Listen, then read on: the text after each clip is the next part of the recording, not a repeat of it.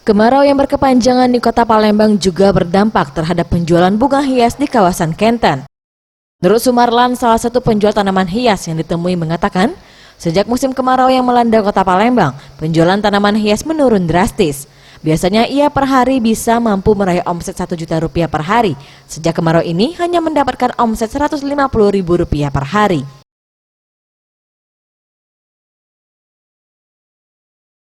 Kemarin kalau untuk ini 2019 ini penjualan tanaman hias gimana Pak? Kayaknya agak menurun sekarang ini, mungkin faktor ya mungkin kemarau ini bisa juga karena kan agak sulit juga air. Dari tahun 2018 ke 2019 itu kira-kira berapa persen menurunnya Pak? Di persentasenya sulit dihitung juga, tapi yang jelas menurun lah gitu.